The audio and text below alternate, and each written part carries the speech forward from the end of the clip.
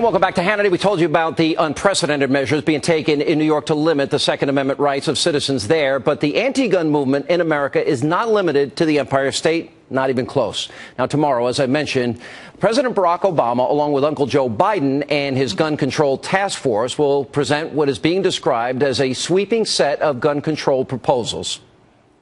I can tell you that tomorrow, the President and Vice President will hold an event here at the White House to unveil a package of concrete proposals to reduce gun violence and prevent future tragedies like the one in Newtown, Connecticut. I will not get ahead of the President in terms of what his package of proposals will include.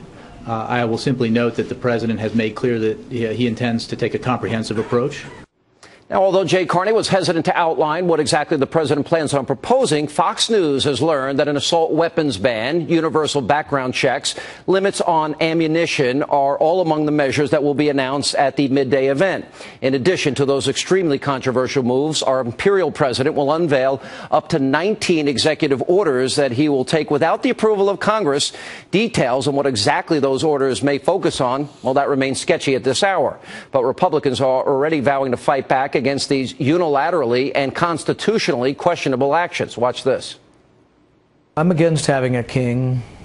I think having a monarch is what we fought the American Revolution over, and someone who wants to bypass the Constitution, bypass Congress, that's someone who wants to act like a king or a monarch.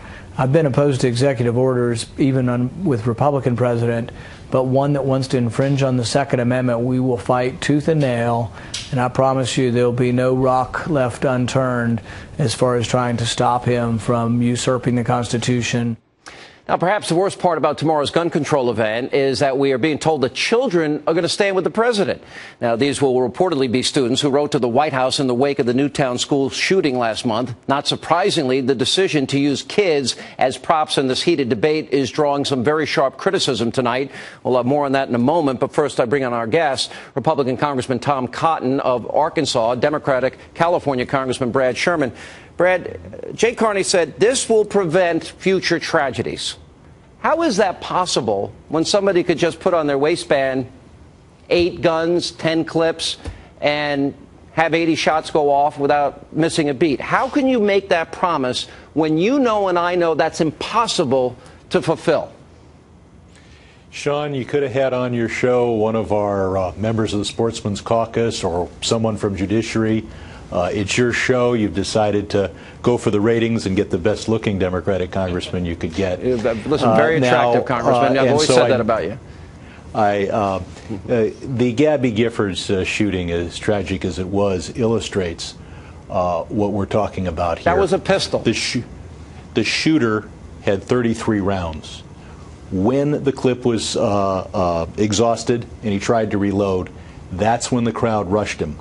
If that magazine had only 10 rounds, there'd be several people, including one little girl, you alive say today. that, but you're predicating that, and I'll go to Congressman Cotton here, on an assumption that criminals, they may be evil, they may be mentally ill, but many of them are not stupid. If they're plotting and planning and willing to do this, what would prevent them from taking 4 guns, sticking it in their waistband, and just pulling one out after another? I mean, this will not prevent, there's no guarantee.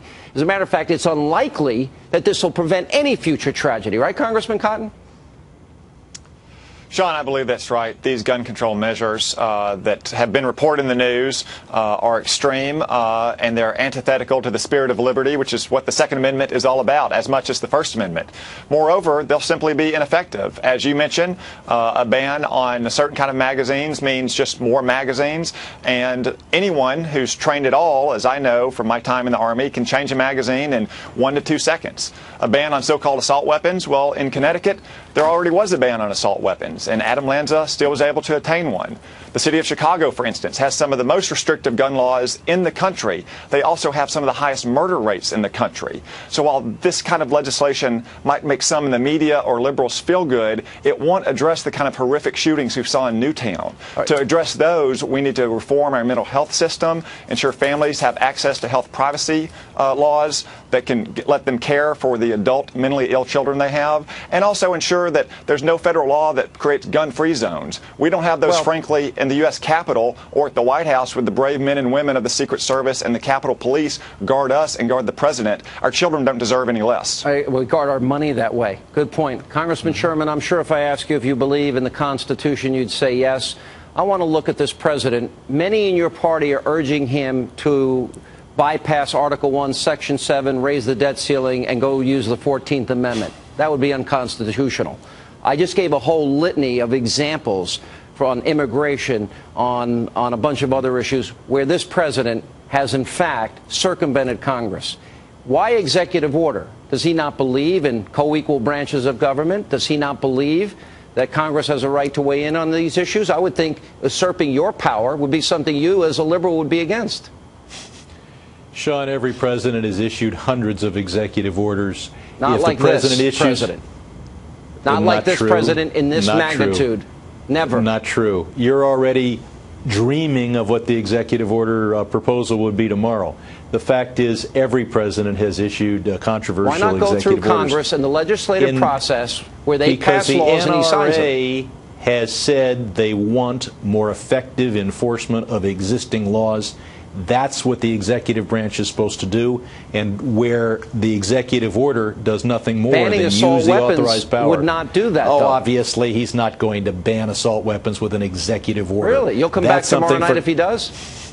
I will come back tomorrow if there's an executive order that bans all the assault weapons in the manner that the Dianne Feinstein bill would. Right. That's absolutely the situation here is that we need. You want Tom to speak? Yeah, Congressman, last word, Congressman Cotton. Sir. We'll see what the content of these 19 executive orders are. It's hard to imagine that some of them won't overreach his constitutional powers, as he has on so many other subject matters, when he can't achieve the kind of bipartisan consensus he needs in the Congress, because, frankly, there's a bipartisan consensus in the Congress to protect the Second Amendment. All right, guys, thank you both for being with us. Congressman, I have a funny feeling I might see you back here tomorrow night. I'm going to hold you to that promise. And by the way, the best-looking guy on TV. I don't care what they say about you in D.C. So thanks for being with us.